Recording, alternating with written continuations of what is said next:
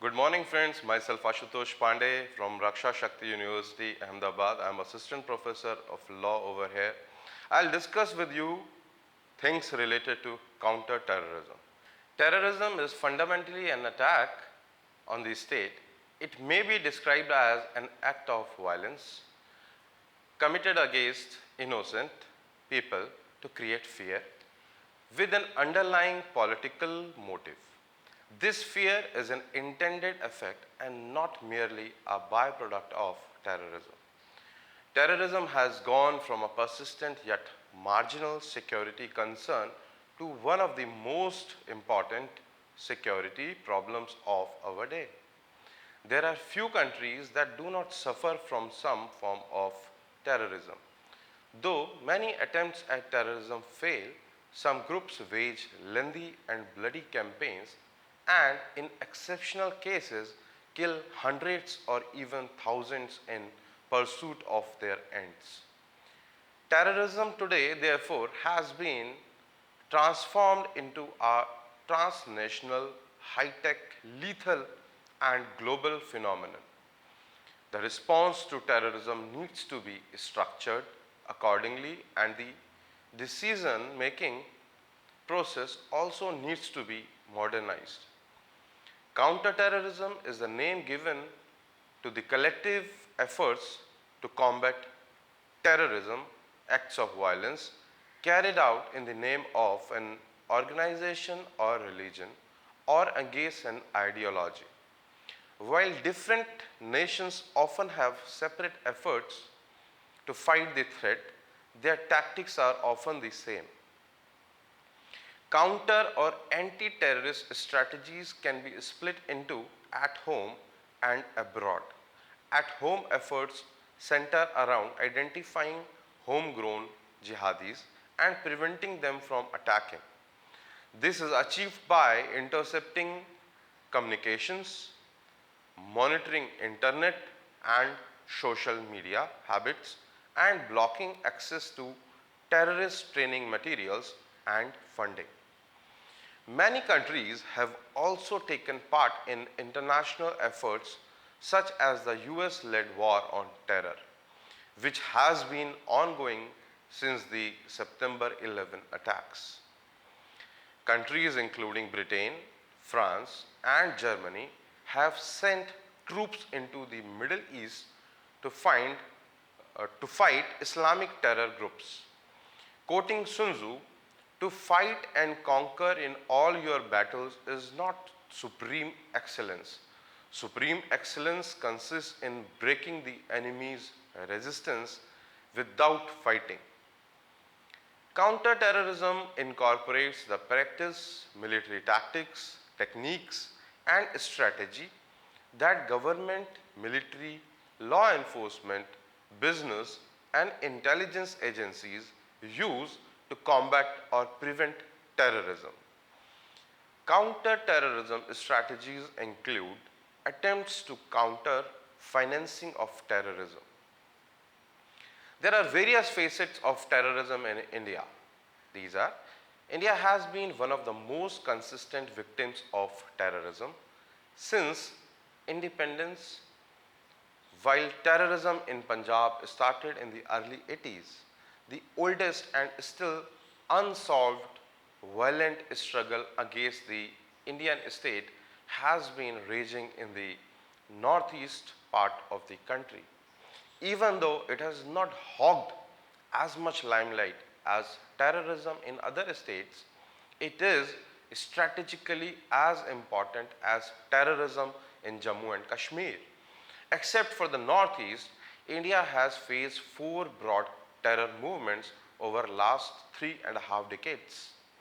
It started from Punjab in the beginning of the 80s, which lasted for about 1.5 decades. The terrorism in Jammu and Kashmir started around 1990 and is still smoldering.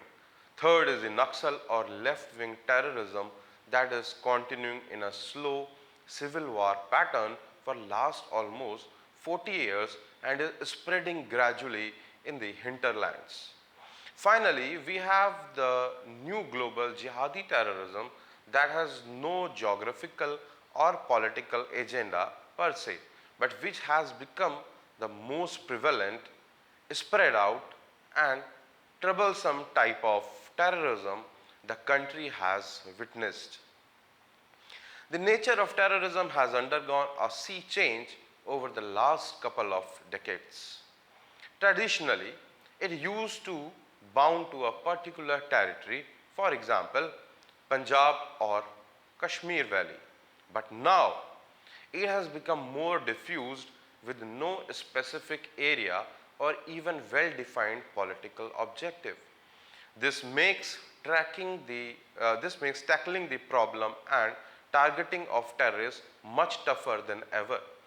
The case of jihadi terrorism is a good example. Not only it has a global footprint, the trigger for attacks are also not located within the country. There have been attacks in India in retaliation of incidents in other parts of the world. Further, no longer are terrorist organizations Indian controlled. For example, terrorism in Punjab was carried out by Punjabi youths and outfits were also Punjabis. Similarly, terrorism in Jammu and Kashmir was started by Kashmiri youths before the movement was hijacked by Pakistan as part of its low intensity war with India. Compared to these, today's terrorism is mostly handled by Pakistani establishment, either directly or through outfits like Lashkar-e-Toiba, Jaish-e-Mohammed, Hizbul Mujahideen and Indian Mujahideen, etc. With time and the evolution of technology, the operational methodology of terrorists has also evolved. Three crucial aspects need attention. First, the firepower has increased tremendously thanks to the increased resource flow from Pakistan, which allows terrorists to mount attacks of much higher scale and finesse.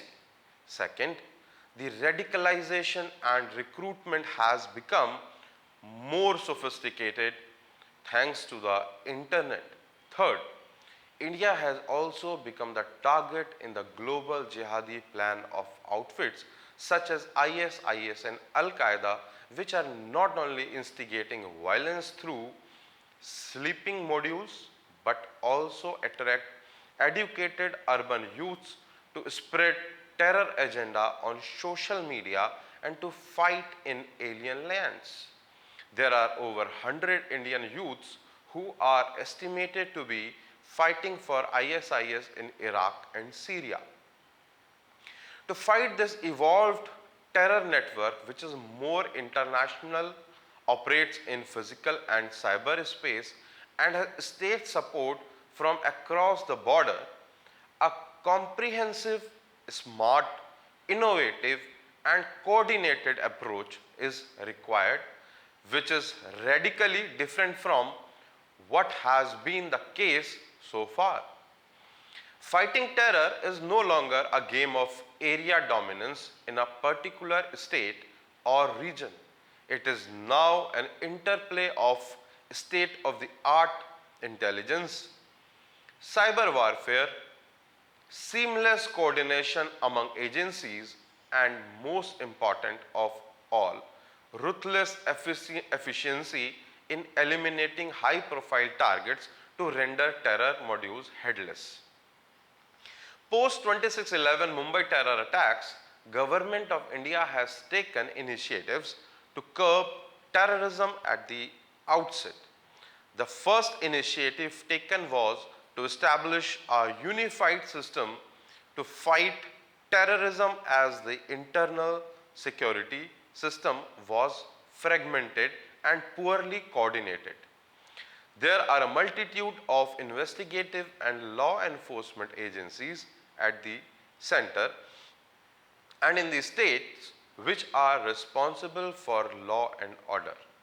Incidentally, state police forces have their own counter-terrorism and intelligence units which are weak and work in an isolated manner. The central and state agencies coordinate through joint committees and task forces, but these are very slow, and because of mistrust, competition over resources, or simply incompetence, are unable to integrate efforts in any crunch situation. Certain geopolitical environment and threat assessment are. At the outset, it is very important to assess the threat before taking any further action. The existing internal environment has direct bearing on the growth of terrorism in the country and should be examined first. The fact that our consolidation as a secular, federal, and democratic state is still evolving, and that the diversity of our multi-ethnic, multi-religious society is often exploited by fundamentalist forces, the absence of sufficient employment and unequal development, the resultant poverty, and the accompanying frustration, which has encouraged unemployed youth to take up criminal acts and narcotics. The inducement of money, for instance, rupees 3 to 4 lakhs per year in Jammu and Kashmir is a specific inducement to take to militancy. Ineffective anti-terrorism legislation, legal framework, and misplaced judicial activism. Structural inadequacies in the state apparatus, namely weaknesses in the intelligence structure, human as well as technical, inadequate modernization of police, paramilitary forces and armed forces, unimaginatively media management and coverage, reactive response and slow governmental decision making, lack of clear strategy and policy on internal security. National Counter-Terrorism Center. The National Counter-Terrorism Center (NCTC) is a proposed federal anti-terror agency to be created in India, modeled on the National Counter-Terrorism Center of the USA. The proposal arose after the 2008 Mumbai attacks, also known as 26/11 attacks, where several intelligence and operational failures revealed the need for a federal agency with real-time intelligence inputs of actionable value, specifically to counter terrorist acts against India. The NCTC will derive its powers from the Unlawful Activities Prevention Act 1967. It is to be a part of the Intelligence Bureau and will be headed by a director who will report to the Director IB and the Home Secretary. The NCTC will execute counter-terror operations and collect and disseminate data on terrorism, besides maintaining a database on the terrorists and their associates, including their families. The NCTC has been empowered to analyze intelligence shared by agencies like the Intelligence Bureau and select what it deems suitable. It has also been granted powers to conduct searches and arrests in any part of India and will formulate responses to terror threats. National Intelligence Grid (NATGRID). National Intelligence Grid has been set up as an attached office of the Ministry of Home Affairs in Delhi with the approval of Cabinet Committee on Security (CCS). Cabinet Committee on Security approved the setting up of NATGRID on 8th of April 2010. It became operational on 15th of August 2014. The NATGRID is conceived to be a framework which will leverage information technology to connect approved user agencies, security, law enforcement with designated data providers, for example, airlines, banks, SEBI, railway, telecom, etc., with a view to enhance the country's counter-terrorism capability. The platform envisages approved operating procedures and oversight mechanisms to facilitate access between users and providers to enable them to analyze and disseminate information intelligence for synergizing efforts to counter terrorism related activity. National Investigation Agency NIA. National Investigation Agency is a central agency established by the Indian government to combat terror in India. It acts as the central counter-terrorism law enforcement agency.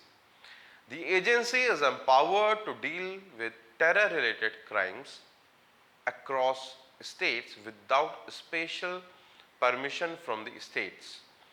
The agency came into existence with the enactment of the National Investigation Agency Act 2008 by the Parliament of India on 31st of December 2008.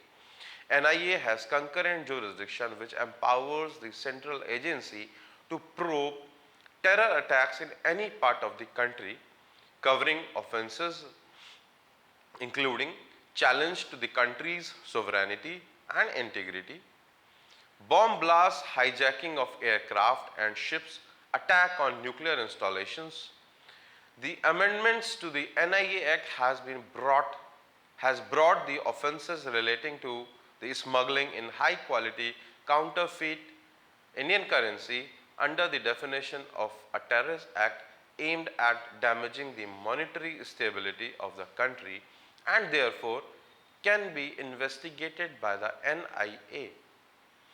Agency aims to be a thoroughly professional investigative agency matching the best international standards. It aims to set the standards of excellence in counter-terrorism and other national security related investigation. At the national level, by developing into a highly trained, partnership-oriented workforce. It also aims at creating deterrence for existing and potential terrorist groups or individuals. It aims to develop as a storehouse of all terrorist-related information. The National Investigation Agency aims to be a thoroughly professional investigative agency matching the best international standards. The NIA aims to set the standards of excellence in counter-terrorism and other national security related investigations at the national level by developing into a highly trained, partnership-oriented workforce. NIA aims at creating deterrence for existing and potential terrorist groups, individuals, in-depth professional investigation of scheduled offenses using the latest scientific methods of investigation and setting up such standards as to ensure that all cases entrusted to the NIA are detected, ensuring effective and speedy trial, developing into a thoroughly professional, result-oriented organization. Upholding the Constitution of India and laws of the land, giving prime importance to the protection of human rights and dignity of the individual, developing a professional workforce through regular training and exposure to the best practices and procedures, displaying scientific temper and progressive spirit while discharging the duties assigned, inducting modern methods and latest technology in every sphere of activities of the agency, maintaining professional and cordial relations with the governments of states and union, territories and other law enforcement agencies in compliance of the legal provisions of the NIA Act, assist all states and other investigating agencies in investigation of terrorist cases build a database on all terrorist related information, and share the database available with the states and other agencies. Study and analyze laws relating to terrorism in other countries and regularly evaluate the adequacy of existing laws in India and propose changes as and when necessary. National Technical Research Organization NTRO. The National Technical Research Organization is a technical intelligence agency under the National Security Advisor in the Prime Minister's Office of India. It was set up in 2004. It also includes National Institute of Cryptology Research and Development, NICRD, which is first of its kind in Asia. The National Technical Research Organization, originally known as the National Technical Facilities Organization (NTFO), is a highly specialized technical intelligence gathering agency. While the agency does not affect the working of technical wings of various intelligence agencies, including those of the Indian Armed Forces, it acts as a super feeder agency for providing technical intelligence to other agencies on internal and external security. The organization does high-tech surveillance jobs, including satellite monitoring, terrestrial monitoring, internet monitoring, considered vital for the national security apparatus. The agency develops technology capabilities in aviation and remote sensing, data gathering and processing, cyber security, cryptology systems, strategic hardware and software development, and strategic monitoring. The National Critical Infrastructure Protection Center, an agency under the control of National Technical Research Organization, has been created to monitor, intercept and assess threats to crucial infrastructure and other vital installations from intelligence gathered using sensors and platforms, which includes satellites, underwater buoys, drones, VSAT terminal locators and fiber optic cable nodal tap points. National Security Guard, NSG. The National Security Guard was set up in 1984 as a federal contingency deployment force to tackle all facets of terrorism in the country. Thus, the primary role of this force is to combat terrorism in whatever form it may assume in areas where activity of terrorists assumes serious proportions and the state police and other central police forces cannot cope up with the situation. The NSG is a force specially equipped and trained to deal with specific situations and is therefore to be used only in exceptional situations. The force is not designed to undertake the functions of the state police forces or other paramilitary forces of the Union of India. The NSG was modeled on the pattern of the SAS of the UK and GSG 9 of Germany.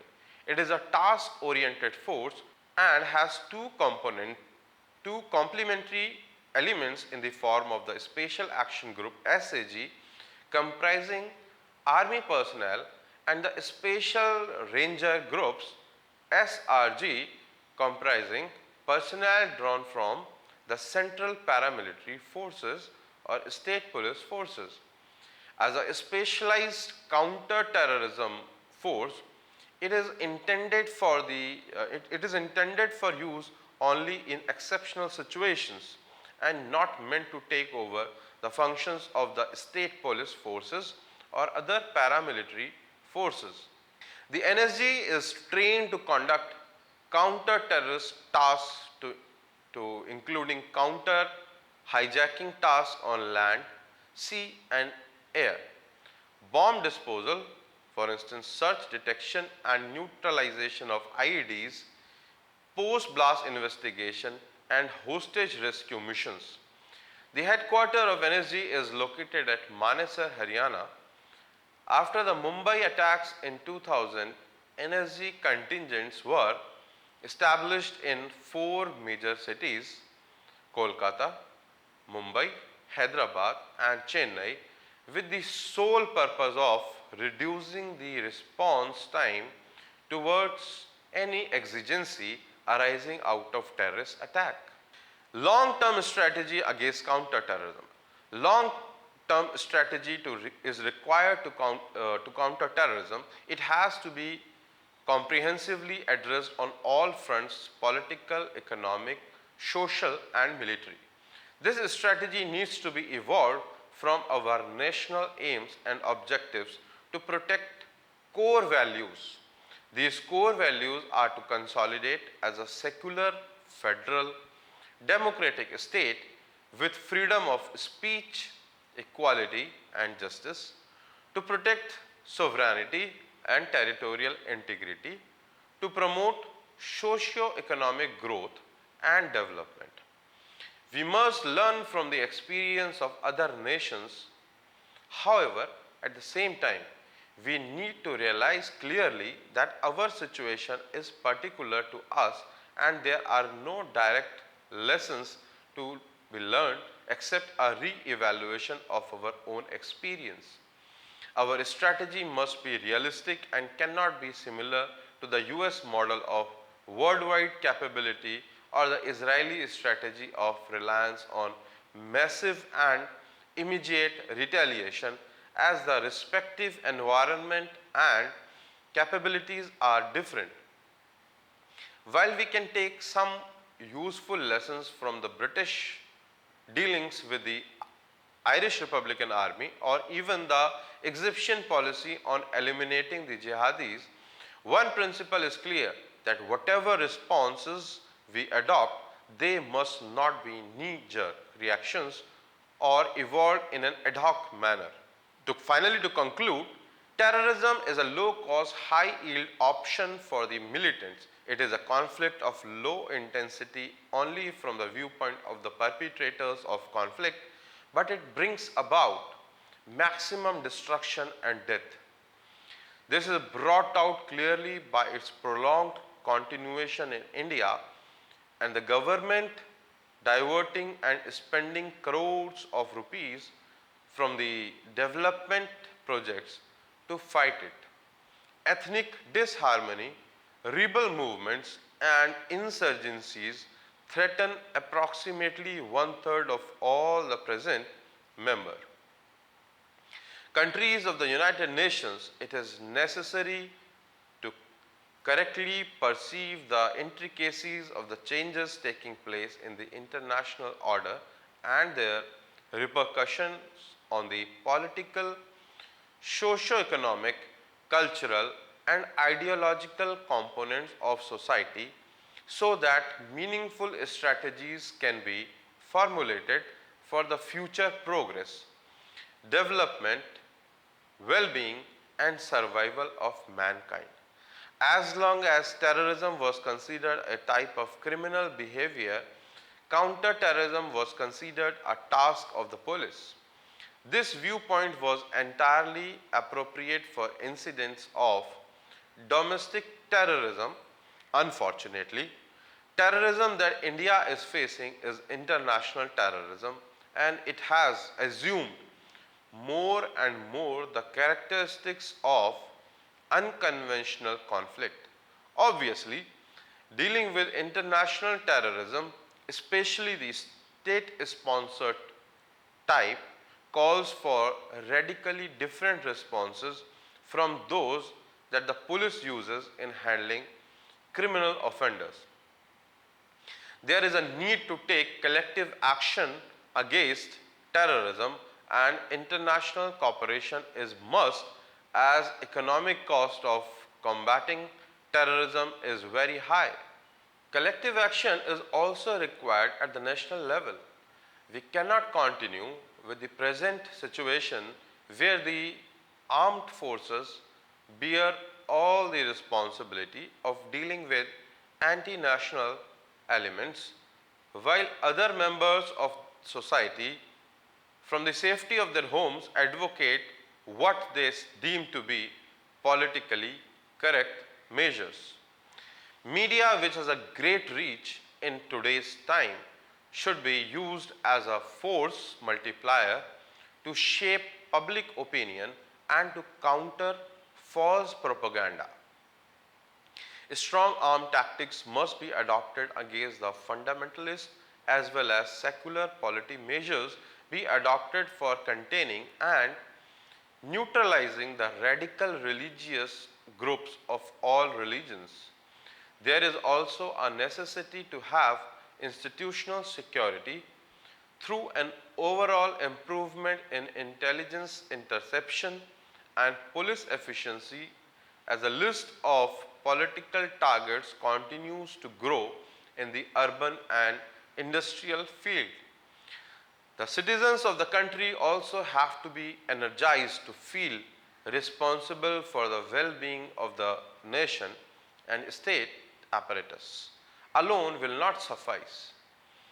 Transnational terrorism has to be countered by effective international means and mainly by international cooperation, which may include declaring terrorism as an international crime, extradition of the offenders to another state, denying to the offenses of terrorism the status of political offenses, better measures of assistance including sharing of evidence at their disposal, following international convention to abstain from any negotiations with terrorists, refusal to succumb to extortionist demands, and effective sanctions against those actively supporting terrorists, giving them asylum and other types of assistance, and stressing for their strict